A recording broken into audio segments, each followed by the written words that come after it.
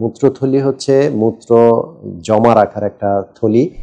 যদি মূত্রথলিতে আমাদের ক্যান্সার হয় তখন আমাদের কিভাবে আমরা বুঝতে পারব কোনো অস্বাভাবিক মাংস বৃদ্ধি অথবা ক্যান্সার আমরা যদি পেয়ে যাই।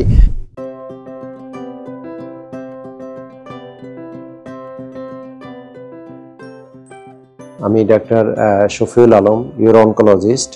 আমি ইউরো অনকোলজিতে ইউরোলজির ফেলোশিপের পরে ইউরো অনকোলজিতে আমি 1 বছর টাটা ক্যান্সারে এবং 6 সপ্তাহ MSKCC USA আমি ট্রেনিং করেছি।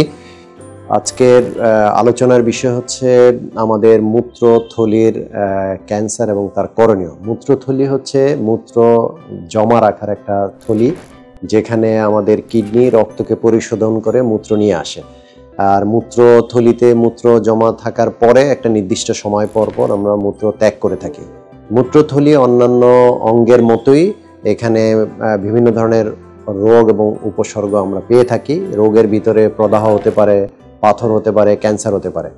যদি মূত্রথলিতে আমাদের ক্যান্সার হয় তখন আমাদের কিভাবে আমরা বুঝতে পারবো? মূত্রথলিতে ক্যান্সার প্রদাহের মতোই ঘন ঘন প্রস্রাব হওয়া, প্রস্রাবের ভিতরে জ্বালা পোড়া করা এবং অত্যন্ত যেটা আমাদের সতর্কীকরণ সংকেত, সেটা হচ্ছে প্রস্রাবের সাথে ব্যথামুক্ত রক্ত যাওয়া। ব্যথামুক্ত রক্ত যখন যায় সেটা এপিসোডিক, অর্থাৎ মাঝে মাঝে হতে পারে, আবার বন্ধ হতে পারে।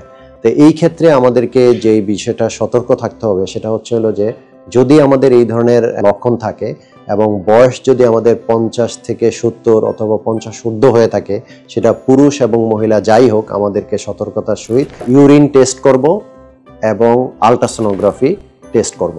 আলট্রাসোনোগ্রাফিতে যদি আমাদের কোনো কিছু নাও বলে, আমরা অবশ্যই চিকিৎসককে বলবো যাতে করে একটা সিস্টোস্কোপি করে, অর্থাৎ প্রস্রাবের পথের মধ্যে দেখা এবং পেশাবের থলিটাকে দেখা ক্যামেরার মাধ্যমে, যার ফলে আমরা বুঝতে পারবো যে এটা কেন হয়েছে।